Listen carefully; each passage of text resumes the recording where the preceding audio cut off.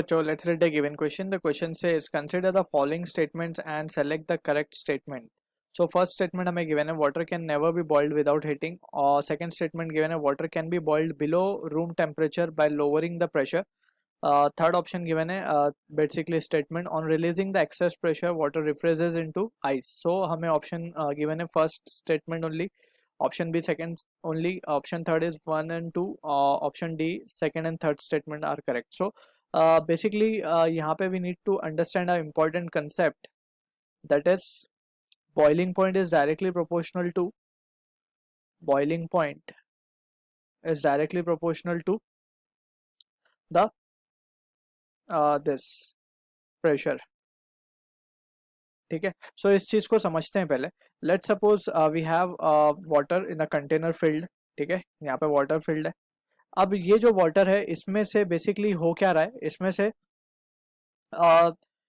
As we heat it, ठीक है, इसे हम क्या कर रहे हैं, हीट कर रहे हैं. एज वी हीट इट, तो इसमें से जो वंडरवॉल फोर्सेस हैं between the molecules of water, so वो दैट ब्रेक्स, और ये यहाँ से क्या होता है, they will start moving upward. ठीक है ना, वेपर बन के वो बाहर की तरफ निकलना स्टार्ट कर देते हैं, एंड एटमॉस्फेरिक प्रेशर नीचे की तरफ लग रहा है. ठीक है, and we can clearly see this is the atmospheric pressure.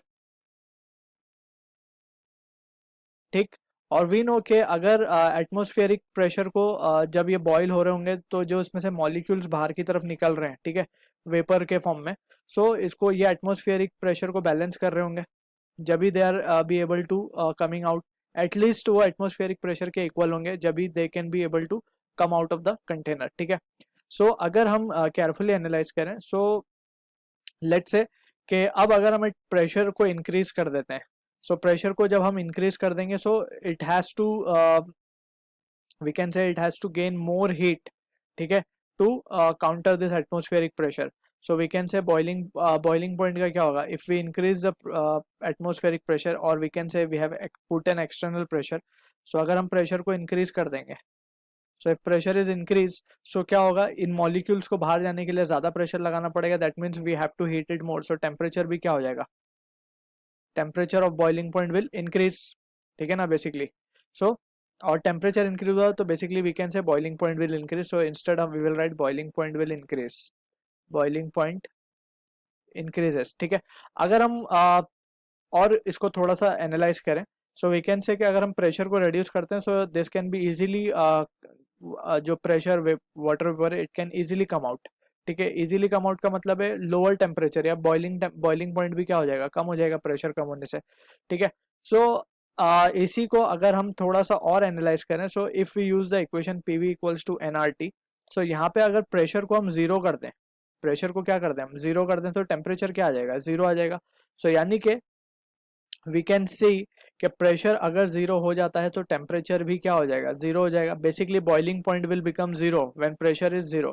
So basically बोलने का मतलब ये है कि if we keep a glass of water, अगर हम ग्लास ऑफ वाटर को या वाटर इन अ कंटेनर को अगर हम वैक्यूम में रखते हैं, प्लेस्ड इन अ वैक्यूम, सो क्या होगा, इट विल बॉइल. ठीक है, so without heating we will be getting the boiling phenomena. So water can never be boiled without heating. So इसे ये कहना ये गलत हो जाएगा. It depends upon pressure. Pressure आप जीरो कर दो, so boiling point will be zero, यानी कि वो ऑटोमेटिकली बॉइल हो जाएगा.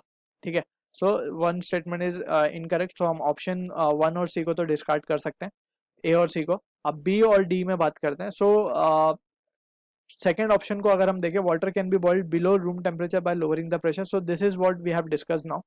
अब फाइनली लास्ट पॉइंट को देखते हैं, on releasing the excess pressure water refreezes into ice. So इस फिनोमिना को हम कहते हैं regulation of ice, regulation of ice. So basically हमने ऑब्जर्व किया होगा, whenever we put pressure on the ice, so ये क्या होता है, ice will start to melt. ठीक है, और जब वो एक्सेस प्रेशर हटा देते हैं तो वो अगेन अपने ओरिजिनल शेप पे रुक जाता है.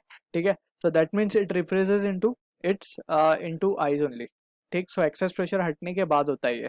So we can say option third भी हमारा करेक्ट है. So we can say option D is the answer to the given question. I hope you understood the solution. All the best.